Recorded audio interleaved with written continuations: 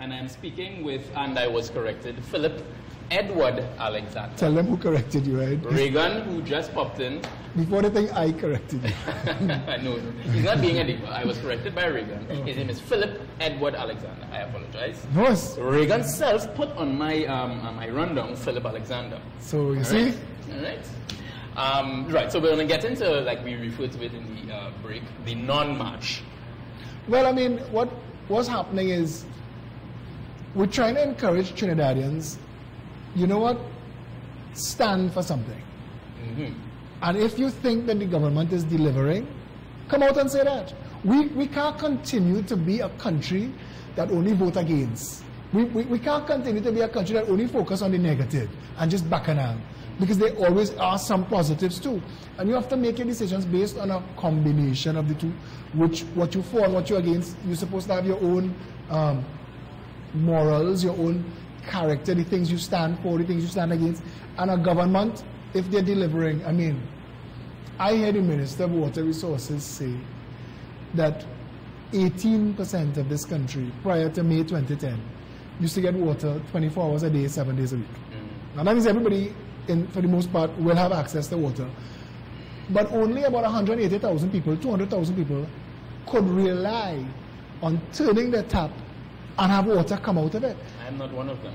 But that is ridiculously unfair. Absolutely. And they say that by July, Tobago, for the first time, will be 100% 24/7 water. And that the rest of Trinidad by July will be well into the 60%. That means 600,000 people. That means 400,000 people now have water coming out of what used to be an ornament in the wall. Mm-hmm. That's a deliverable. That's a serious deliverable. We're talking about impacting the lives of 400,000 people. I could support that. Mm-hmm. If Marlene breaks ground, Senator Kudre, if she breaks ground for the remand facility for wayward girls, another thing we forgot to discuss, orphans age out of the system at 16 years old. And there's nowhere for them to go. They have no family, they have nobody to go by. And one of the things we've been marching for is a transition home for orphans. Because, like St. Mary's Home in Tagarigua, tell me, the children, they age out and they come and they sleep on the grass. But what is being done during their time at the orphanage to prepare them? A lot. Okay. A lot. These children go to school. I mean, they have some really good homes in this country that take care of the children. And now they're getting funded. So the state is recognizing, because prior, the judiciary was sending children to homes that the state wasn't funding. Mm-hmm. So these people were washing cars and doing barbecues to take care of these children. But now they're being funded properly, so children getting shoes and uniforms and school books. They don't have to be begging everywhere, okay, help me with this child. So that's a good thing. But having a transition home, you see, if you come out of a system at 16 years old, but there's nowhere for you to go, you could end up homeless. You could end up, you understand what I'm trying to tell you? You're in a twilight zone. Yeah. And having a transition home where you could continue to go to school, finish your education, get a job, and start a life, that was really important. And Senator Kudre will now share a pass that baton on to Clifton Dikuto, who is now the minister. But I could support that because that work is being done. And when we started the Jericho project, it was the complete opposite. It was these people were totally ignored. Go and take a run around the savannah this evening. There are 5 people who live on the savannah. They live there. They're refugees. They've been sent home, but there's no system to take them in. There's no way to put them back on their feet. And if you talk to some of these people and you understand what it is like to lose all of the connections that you have to society, you see how easy it is for you to end up there. These things have to be addressed. And I think that so much work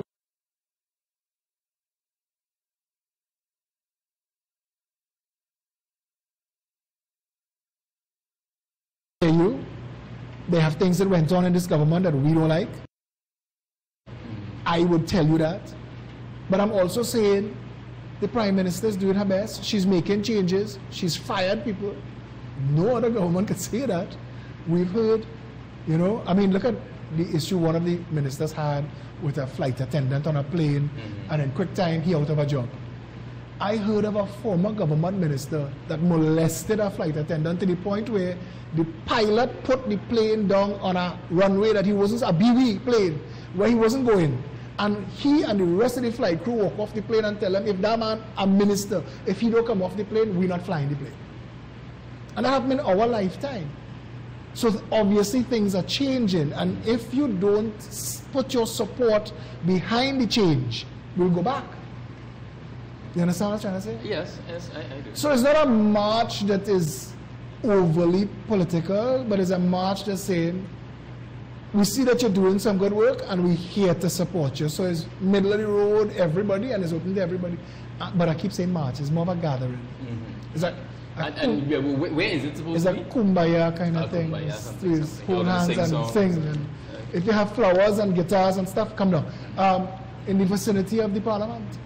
For as long as the police allows us to gather. But the people in defense of our democracy. It started off like that, I know. It sounds so, you know. Yeah, it sounds very... My role in the thing is to say to Trinidadians, politics mustn't only be negative. It mustn't only be confrontational. We're going down a bad road. It divides the country into, well, I look like a certain thing, so I had to run for a certain party, and you might look like, you understand that? Yeah. That's wrong. We're supposed to be focusing our highly paid public servants on deliverables. If you are giving what you're supposed to, what you're promised to, what you're campaigned on, take, for example, Gary Griffin. Now, Gary, I went to St. Mary's College with Gary. He was a year or two ahead of me. But he's always been, he was in the Scouts, but he's always been a pleasant and helpful fellow. And it's unfair the amount of licks that he's taken as Minister of National Security, especially knowing that for the first time we've had such a highly trained officer as the Minister of National Security, and that so many crimes are at historic lows. When they say historic lows, we have crimes on the list that are at a low than before the British were here, before they started counting crimes. It's like that. But Dana Sitahal was pulled aside and 2 vehicles and opened fire and she dead. And that's horrific and it's tragic. And it's disgusting. But the United States of America, they killed 3 presidents. And the message in that is, you could solve as much crime as you want. If people want to come and kill you, they're going to find the opportunity once they have the motivation.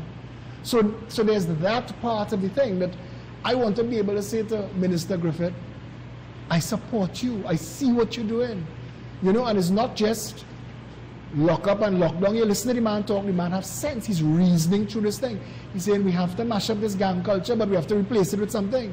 You can't just throw people aside, and it's right. So, okay, so if this is the, you know, the march, non-march in defense of democracy. But it's the people's march, so it's right, not. So is it that if you're of the opinion that this government is not doing what they're supposed to, you can come to this march and voice that as well? Well, on the same day, the opposition forces are marching. So they are marching against this government. So if you're not in love with this government, you're going to march with them. But at the end of the day, though, you have to look at the array of speakers. And it seems like a whole vex crew. If you're vexed with the government, go over there. It shouldn't be so. Because I understand you vexed with the government. You were supposed to get a Range Rover and 3 buckets for your family to swim in. And you didn't get your Range Rover and your 3 buckets. You vexed. Never fell on TV every Wednesday night. Vexed. He went to Dubai. He said everything nice in Dubai. Ask him, I say, freedom of speech too? Because no. What you do for a living every Wednesday night, they'll jail you in Dubai for. So you have to balance it off. But the politics can't be based on I get vexed with the government, so I try to brainwash everybody. Be vexed too. I want to look at what is delivered. Weigh it against what was delivered in the past, what was promised. If the country is improving, I had to support the government. And I said that's my Facebook status today. For as long as this government continues to do and to deliver what they say that they promise to do and to deliver, and is in the best interest of the people, gather the patriots. If they stop, I will be the first to bid them adieu. I will be on the other side making noise. You understand what I'm trying to tell you? I understand. So that is why I personally will be out on the 23rd of May in support. So is it that the Jericho Project is No. organizing this? Who exactly is organizing? Think that, okay, we have somebody on the other side who, when you was a little child, you ever play elastic? play with elastic? You never see the game girls play. I grew up in Woodbrook. You play boy, girls, boy. The girls, they have the elastic and they have jump in, jump out, jump in, stamp on it. This was before Nintendo and thing. Anyway, this was before Xbox. But I saw some of you all play. I'm indicating that I'm that young, yes.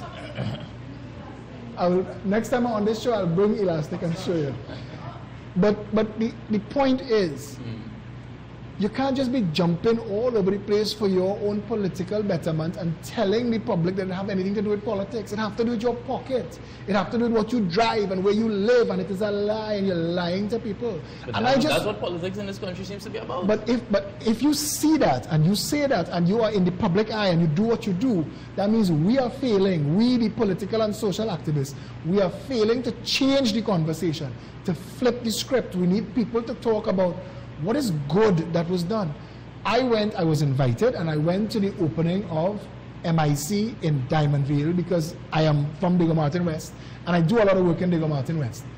And I heard Fazil Karim said that this was the 19th one, and that 60,000 students have already passed through and gotten certificates. That's 60,000 people that are now gainfully employed or employable. These programs, Devan Maraj was telling me, if you can't get a job and you have space in your yard, you could come and get you could get into aquaponics. They will teach you how to tilapia fish. They're giving you the ponds, they're giving you the raw material, they're giving you everything, they're setting you up. You could go and become a nurse. They build this huge nursing academy. While you're studying to be a nurse, they're paying you. The country doesn't have to be negative. You understand what I'm trying to say? I see this thing, people talk about, you come out of school in America, they say, go on, spread your wings, and you're tethered to debt. In Trinidad, you're not. Education is free. I talk to security guards and waiters and waitresses. I say, I hope this is what you're doing on the side while you're becoming a lawyer or a doctor or engineer or an architect, because it's free. And you'll be able to make in a day what you make in a year here. Go and talk to somebody. That's the country we live in, but the fact that the information is not out there and the fact that this is not what we're talking about means something's wrong, and we need to flip that script. That's my role. That's the purpose of this march. That's the purpose of this non-march. Sorry, this non-march, to bring these things to the light. To say that, you know what, we see work being done and we like it. We support it. We support what is going on right now. We would like more to be done, to be quite honest, but at least we're on a good road. I like that accountability. I like that the corporation soul of FCB could vacate the board. You all want to do the job properly? Fire everybody. I like that we're there. You understand what I'm trying to tell you? Yes. And I want to encourage more of that. I want it to become standard operating procedure in Trinidad. You take a public job and you say that you're going to deliver or be fired, like how it is in the private sector. Yeah. Understand. Well, just a reminder, folks, the People's March / non-march in defense of our democracy will be on the 23rd of May, 12 noon, in the vicinity of the Parliament. We like to thank Phillip Edward Alexander for joining us. It was an absolute pleasure. I look forward to coming back. Yes, you should. We're going to take a little break. We'll be right back with more Young Watching Day Prime. Nisi should be back.